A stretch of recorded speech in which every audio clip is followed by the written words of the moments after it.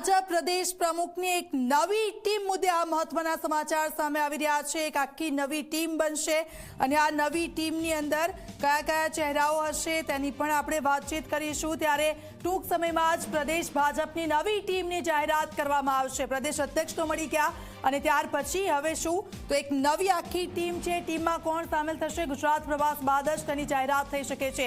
વિસ્તાર અને જાતિગત બાબતને ધ્યાનમાં રાખીને આખી આ જે ટીમ છે એ તૈયાર કરવામાં આવશે। રાજ્યના 4 ઝોનમાંથી 4 મહામંત્રીઓની નિમણૂક કરવામાં આવશે। સૌરાષ્ટ્રમાંથી પાટીદાર નેતાને મળશે મહામંત્રીની જવાબદારી। સૌરાષ્ટ્રમાંથી એક મોટા પાટીદાર નેતાને જવાબદારી મળી શકે છે, આ ટીમમાં સ્થાન મળી શકે છે।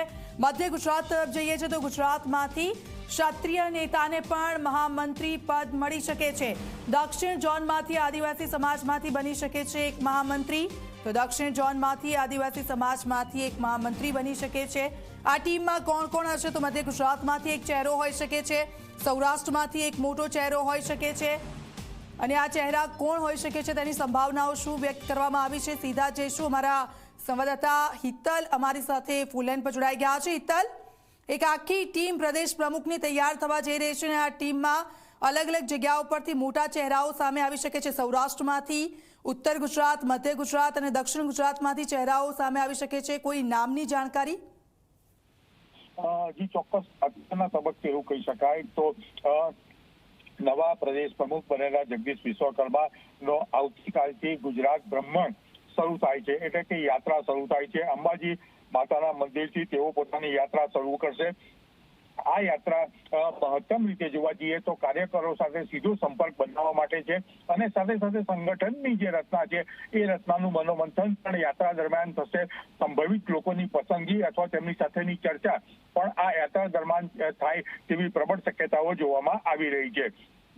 જે પ્રકારે અત્યારે માહિતી મળી રહી છે એ માહિતી પ્રમાણે જોવા જઈએ તો વિસ્તાર અને જ્ઞાતિગત સમીકરણોને ધ્યાનમાં રાખીને સમગ્ર ટીમ છે એ જગદીશ વિશ્વકર્મા પોતાની ટીમને ઊભી કરવાનો પ્રયત્ન કરશે।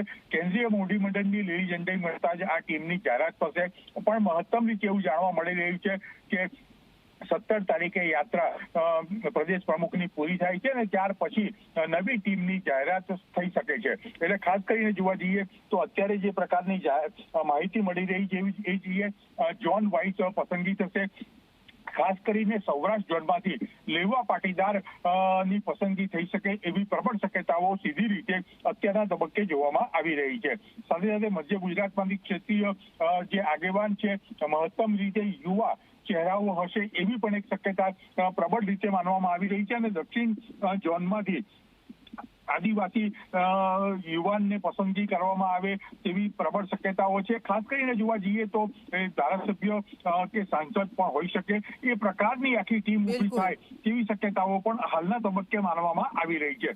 બીજું સૌથી વધારે મહત્વની બાબત એ છે કે આમાં કોઈ એવા ચહેરાઓનો સમાવેશ થશે કે જેને સૌને આશ્ચર્યમાં પણ મૂકી શકે છે। જી એટલે હિતલ, નવા ચહેરાઓને સ્થાન મળી શકે છે આ ટીમમાં, આભાર આપનો। તો આપ જુઓ, દક્ષિણ ઝોનમાંથી આદિવાસી સમાજમાંથી કોઈ મહામંત્રી બની શકે છે, સૌરાષ્ટ્રમાંથી એક ચહેરો સામે આવી શકે છે, ઉત્તરમાંથી, મધ્ય ગુજરાતમાંથી એક ચહેરાની પસંદગી થઈ શકે છે, દક્ષિણ તરફ જઈએ તો ત્યાંથી પણ એક ચહેરો સામે આવી શકે છે અને એક નવી વાત એ સામે આવી રહી છે કે યુવાઓને સ્થાન મળે તેવી સંભાવનાઓ ખૂબ વધારે દેખાઈ રહી છે આમાં। તો આપ જો અંબાજીનો જે પ્રવાસ પૂરો થાય અને ત્યાર પછી આખી જે ટીમ છે તેની રચના કરવામાં આવશે અને આ ટીમમાં કયા ચહેરાઓ હશે તે પણ હવે થોડા સમય પછી સામે આવી જશે, પરંતુ એ ચોક્કસ નક્કી છે કે યુવાઓને સ્થાન મળશે, એટલે યુવાઓ ખુશ પણ છે આ સમાચાર સામે આવ્યા